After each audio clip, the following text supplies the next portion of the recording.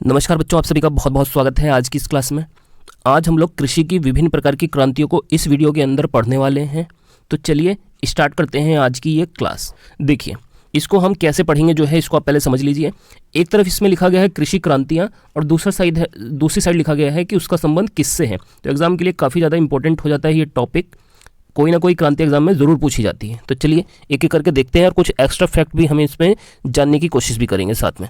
देखिए, सबसे पहले अगर बात की जाए हरित क्रांति की, तो देखिए हरित क्रांति या ग्रीन रेवोल्यूशन भी इसको कहते हैं। इसका जो प्रभाव पड़ा था सबसे ज़्यादा वो पड़ा था खाद्यान्न के उत्पादन पर। अब बात आती है कि खाद्यान्न में क्या आते हैं, तो इसमें आपको मुख्य रूप से दो चीज़ें याद रखनी है।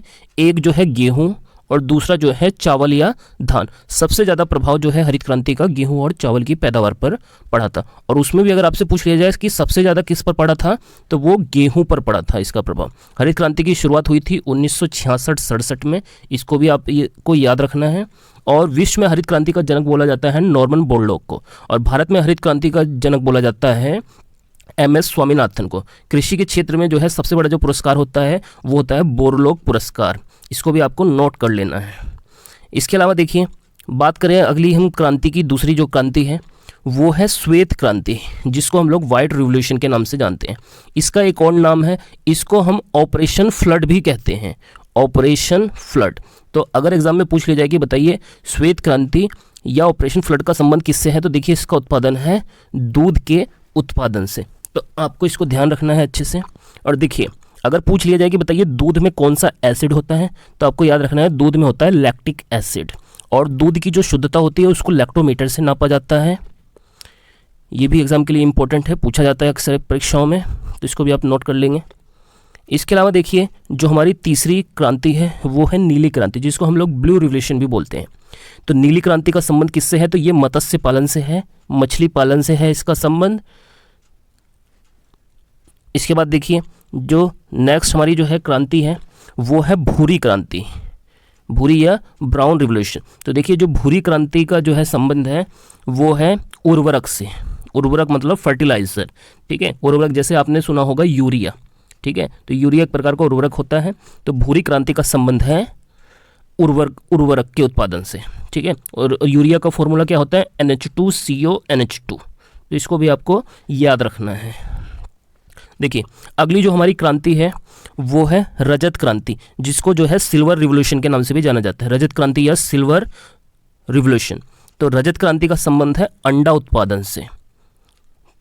रजत क्रांति का संबंध किससे, अंडा उत्पादन से। और अगर आपसे पूछ लिया जाए कि जो ये अंडा होता है इसका आवरण किससे बना होता है, तो अंडे का जो आवरण या शेल होता है वो बना होता है कैल्शियम कार्बोनेट का, कैल्शियम कार्बोनेट का। तो आपको इसको भी जो है नोट कर लेना है।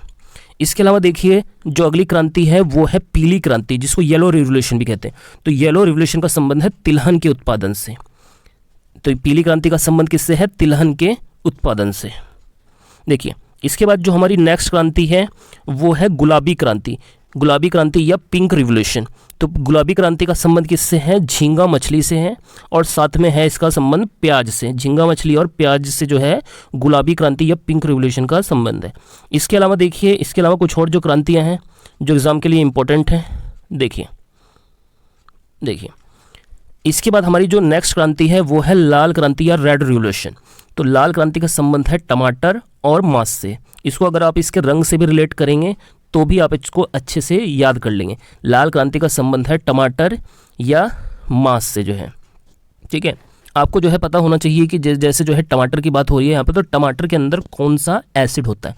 तो आपको याद रखना है कि टमाटर के अंदर ऑक्जेलिक एसिड होता है। कौन सा एसिड होता है, ऑक्जेलिक एसिड। इसके अलावा अगर बात करें संतरे की, तो संतरे के अंदर क्योंकि संतरा खट्टा होता है तो उसके अंदर सिट्रिक एसिड होता है। इसके अलावा चींटी के डंक में जो है फॉर्मिक एसिड होता है। तो ये कुछ बातें आपको जो है ध्यान रखनी है। इसके अलावा देखो, अगर बात की जाए अगला जो क्रांति है वो है बादामी क्रांति, आलमंड रिवोल्यूशन। तो ये जो बादामी क्रांति होती है ये होती है मसालों से, मसालों के उत्पादन से जो है संबंधित होती है। इसके अलावा देखिए, मसालों का बगीचा अगर आपसे पूछ लिया जाए पेपर में तो वो बोला जाता है केरल को। और अगर पूछा जाए कि सबसे ज़्यादा भारत में रबड़ कहाँ होता है, तो वो भी केरल में होता है। सबसे ज़्यादा काली मिर्च कहाँ होती है, वो भी जो है केरल के अंदर ही होती है। देखिए, इसके बाद जो अगली जो क्रांति है, देखिए ये है जो है सुनहरी क्रांति, जिसको हम गोल्डन रिवोल्यूशन भी बोलते हैं। तो सुनहरी क्रांति का संबंध है फलों के उत्पादन से, फ्रूट के प्रोडक्शन से। ठीक है, अगर आपसे पूछ लिया जाए कि बताइए आम का वैज्ञानिक नाम क्या है, तो आम का वैज्ञानिक नाम होता है मैग्नीफेरा इंडिका। इसको भी आपको नोट डाउन कर लेना है। इसके अलावा देखिए जो अमृत क्रांति है, इसका संबंध है नदी से। तो ये बेसिकली नदियों को जोड़ने के लिए क्रांति चलाई गई थी, जिसका नाम था अमृत क्रांति। इसके अलावा देखिए नेक्स्ट जो हमारी क्रांति है वो है इंद्रधनुष क्रांति, रेनबो रिवोल्यूशन। तो देखिए इंद्रधनुष के अंदर क्या होता है, 7 रंग होते हैं। तो इसका संबंध है सभी से। ये जो है एक प्रकार से सभी क्रांतियों का सम्मिलित रूप है इंद्रधनुष क्रांति। इंद्रधनुष के अंदर आपसे अगर पूछ लिया जाए कि मध्य में कौन सा रंग होता है, तो देखिए इंद्रधनुष के अंदर मध्य में होता है हरा रंग। आपको इसको नोट कर लेना है। और अगर आपसे पूछ लिया जाए कि बताइए प्राथमिक रंग कौन से होते हैं, प्राइमरी कलर, तो प्राथमिक रंग 3 होते हैं, लाल, रेड, लाल, हरा और नीला।